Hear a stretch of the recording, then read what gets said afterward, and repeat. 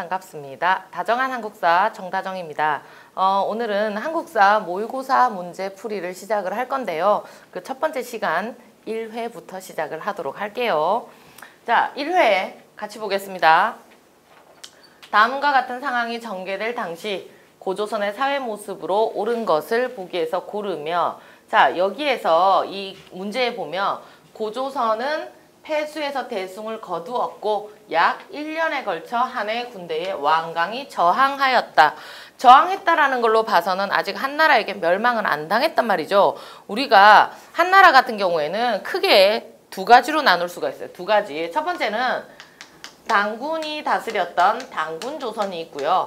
그리고 또 하나는 위만이 집권을 했을 때 위만조선, 이렇게 두 부류로 나눌 수 있는데, 여기 지금 이 보기에서는 위만조선에 해당하는 내용이죠. 자, 그럼 위만조선 거를 보기에서 찾으면 철기 문화를 본격적으로 수용하였다. 위만이 들어오면서 철기를 가지고 들어옵니다. 들어와서 그때부터 본격적으로 이걸 수용을 한 거죠. 그리고 이 철기 문화를 바탕으로 해서 발달된 이 위만조선은 위에 있는 한나라와, 그리고 그때 당시 고조선 밑에는 어떤 나라가 있었냐면 진이라는 나라가 있었거든요. 진. 그래서 진나라와 한나라 사이에서 중개무역으로 굉장히 번영을 누리게 되죠. 이렇게 해서 나라가 점점점 세력이 커가니까 한나라가 위협을 느끼고 쳐들어오는 겁니다. 그래서 중개무역, 이것도 위만조선이 맞죠. 그리고 위만의 집권으로 인해 정치적으로 혼란스러웠다. 위만이 집권하면서 굉장히 정치가 안정적이 된 거죠. 그래서 여기는 아니고요. 산둥반도까지 세력을 넓혔다. 산둥반도 아니고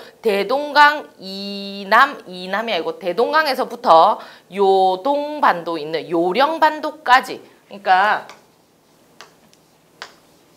대동강이 여기 있어요. 그래서 대동강부터 시작을 해서 요령 지방, 요쪽 지역이 요령 땅이라고 하거든요. 그래서 요령 지방까지 차지를 한 걸로 나옵니다. 그래서 여기 산둥반도는 아니죠. 그러니까 답은 1번. 네, 요렇게 체크를 하시면 됩니다. 자, 그 다음 두 번째 문제.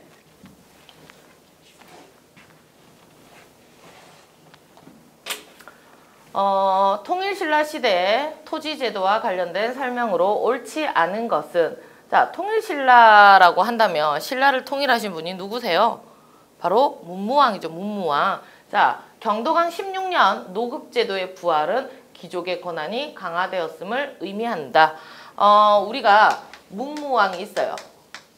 문무왕 다음에 등장하는 왕이 신문왕이죠. 그죠? 그래서 여기는 삼국 통일을 들 수가 있고, 신문왕 때는 완전 왕권을 엄청나게 강화시켰던 왕으로 이렇게 구분을 할 수가 있거든요. 그래서 신문왕 때 관료전이라는 걸 지급을 합니다. 관료전 지급. 그럼 그전에는 뭐가 있었느냐? 노급이라는 게 있었거든요. 그전에는 노급이 있었는데 노급을 폐지를 시키고 관료전으로 바꾼 거예요. 그러면 이 노급과 관료전의 차이가 뭐냐? 노급은 흔히 조, 용, 조라고 해서 여기는 곡식, 여기는 노동력, 그리고 여기는 특산물입니다. 이걸 땅에서 취할 수 있는 수조권이라는 걸 줬단 말이에요. 노급은. 그런데 관료전은 여기에서 뭐가 빠지느냐? 관료전은 요게 없어요. 관료전은. 노급은 세 개가 다 들어가고 관료전은 용이 없는 거죠. 노동력을 취할 수가 없어요. 이 말은 귀족들이 그 땅에서 있는 노동력을 가지고 군사력으로도 혹시나 이용을 할 수 있기 때문에 이런 거를 막기 위해서인 거죠. 그러니까 신하들의 힘은 약하게 하고 왕권은 강화시키기 위해서 이렇게 관료전으로 바꾼 겁니다. 그래서 경덕왕 때, 경덕왕은 신문왕 뒤에 등장하는 왕인데, 이 경덕왕 때 서야 관료전이 다시 폐지가 되고 노급이 부활이 된다라는 말은 왕권이 약화되었다라는 얘기죠. 그래서 귀족의 권한이 강화되었음을 의미한다. 맞습니다. 그 다음에 이번에 신문왕 7년에 지급된 문무관료전은 조용조, 제가 이거 아니라 그랬죠. 용 아니라 그랬죠. 자, 그 다음에 3번 성덕왕 때 정전 지급 맞고요. 그리고 4번에 신문왕 때 관료전 지급 맞습니다. 그래서 틀린 것은 2번이 되겠죠. 2번이. 자, 그 다음 문제. 다음 지문의 내용을 옳게 추론한 것은 자, 민족의 힘을 하나로 모아 일제를 몰아내기 위해 모든 계층과 단체가 사상과 노선을 떠나 단결하는 것을 목표로 하였다. 여기에서 중요한 거는 함경남도 푼산 일대에 이걸 가입을 했고 그리고 보천보 전투 요게 이제 등장을 하는 거죠. 보천보 전투. 자, 이 보천보 전투가 어디서 나오냐면 여러분 잘 보세요. 이걸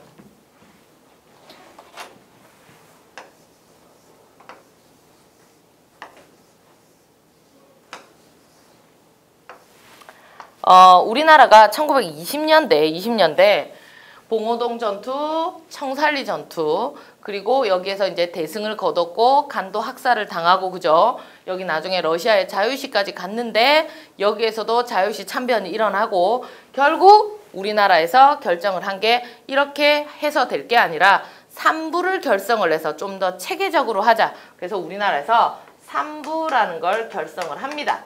그런 전투 이후에.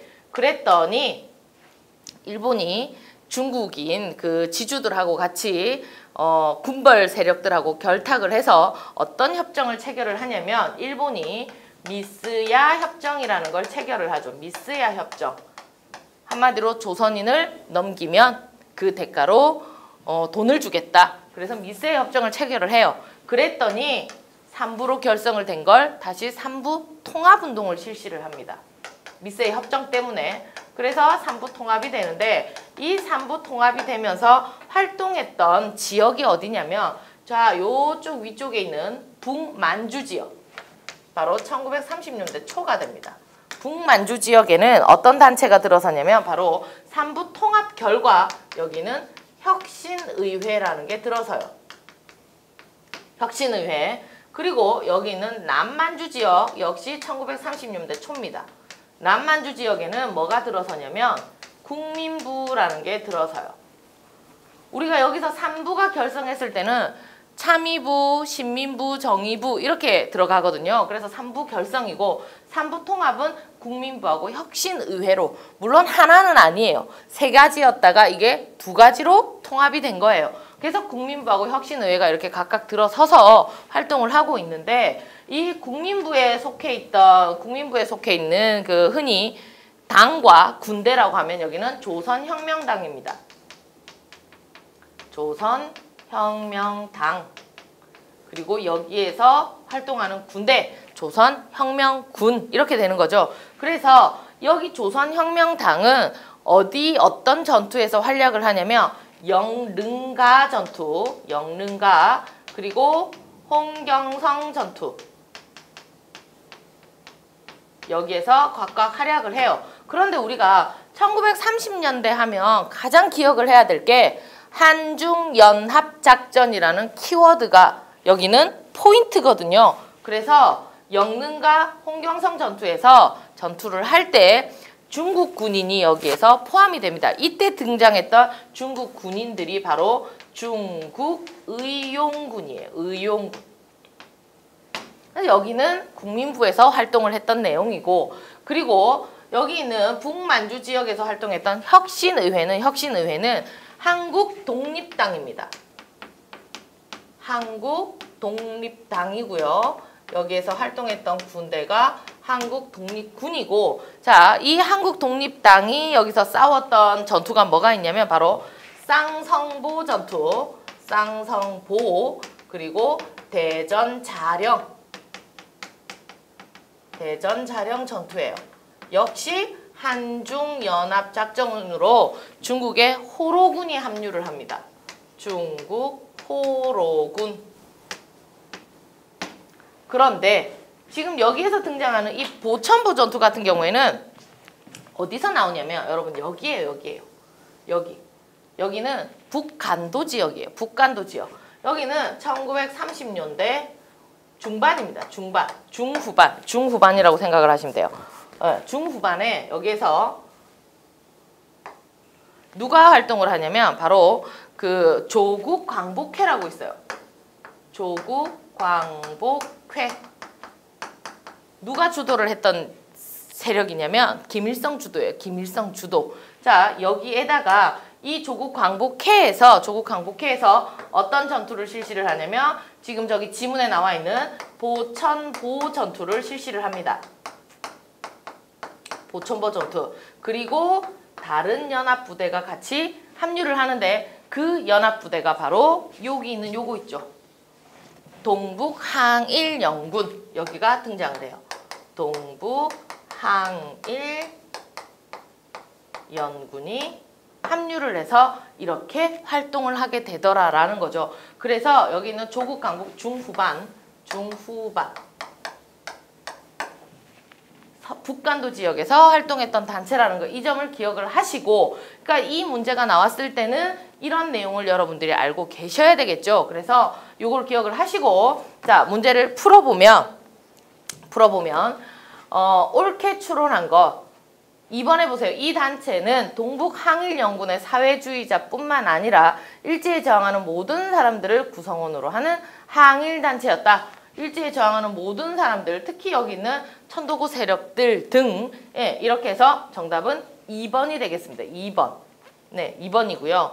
뭐 다른 내용은 읽어보시면 다 아닌 걸로 아시게 될 거예요.